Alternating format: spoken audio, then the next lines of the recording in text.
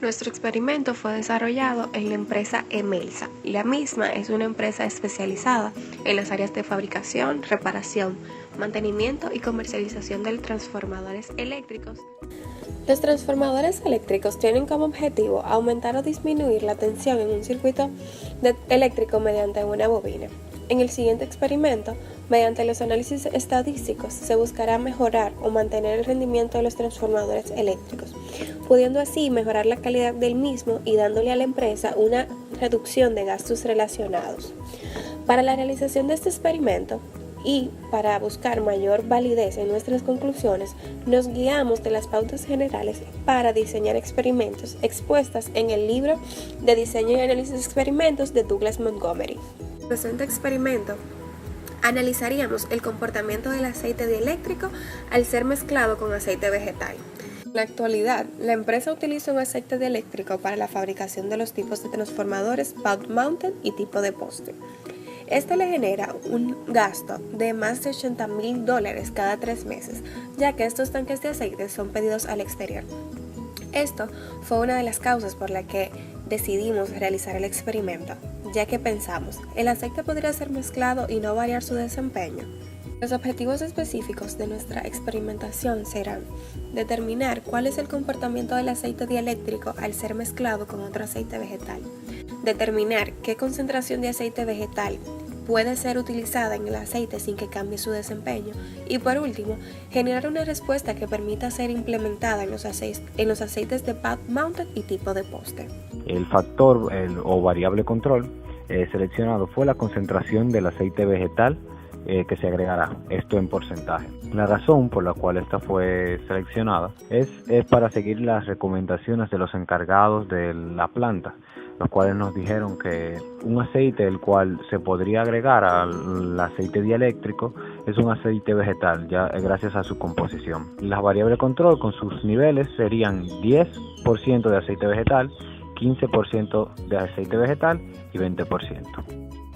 Para la selección de la variable de respuesta, el aceite dieléctrico se mide por la resistencia o la tensión a la ruptura, y esta se mide en kilovoltios. La tensión a la ruptura de un material es el voltaje aceptado para que no se convierta en un conductor y siga siendo aislante. Para la realización del experimento se utilizaron las siguientes herramientas: software Minitab 16, equipo portátil para pruebas de aceite, aceite de soya diamante, taza de medidas, aceite dieléctrico AD66 y el software Excel. Asumimos que nuestra data sigue la distribución normal, los datos son independientes, las medias y las variancias son constantes. Estas asunciones serán demostradas más adelante. Procedimos a realizar una prueba piloto. Esta prueba piloto consistía de la recolección de 5 muestras de cada una de las concentraciones de aceite. Esta prueba tenía como objetivo determinar cuál era el tamaño óptimo para la realización de nuestro experimento con un poder de 95%.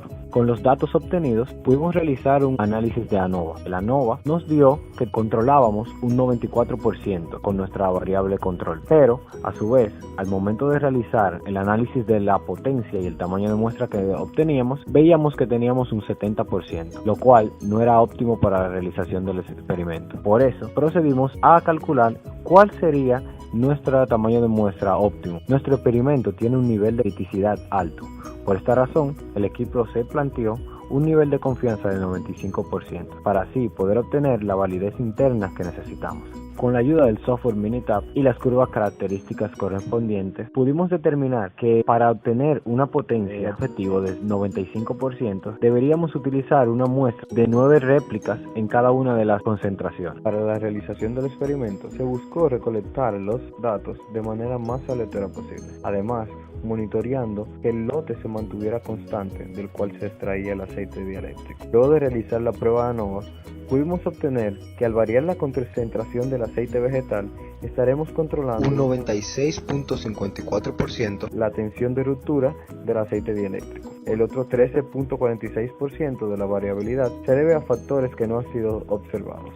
Podemos concluir que con un nivel de confianza de 95% y asumiendo que nuestra data sigue la distribución normal, podemos decir que la variación de la concentración del aceite dieléctrico, añadiendo el aceite vegetal, sí afecta al valor de la tensión de ruptura del mismo. Para el análisis gráfico de nuestro experimento, nos apoyaremos en las gráficas proporcionadas por el software Minitab. El primero es el diagrama de caja, donde podemos ver que el porcentaje de aceite agregado sí afecta a la obtención de ruptura. Además, la mayor tensión de ruptura se puede observar al agregarse solo el 10% de aceite. El 10% tiene poca dispersión y no tiene sesgo. Para la validación de nuestras asunciones de normalidad, realizamos análisis gráfico. El primer gráfico que observaremos es el Normal Probability Plot. Podemos observar cómo los residuales de nuestra data se acercan a la linealidad. Siguiendo la práctica de colocar un lápiz grueso y si todos los datos los cubren, podemos decir que no tenemos riesgo de que sea normal. Además, no tenemos picos presentes en nuestra gráfica.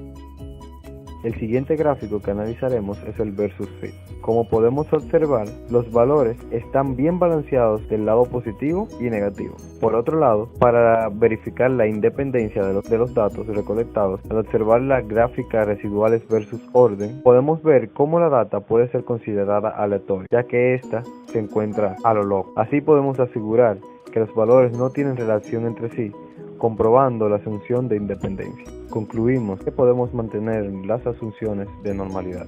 Para poder recomendar a la empresa Emelsa, procedimos a guiarnos de los parámetros establecidos.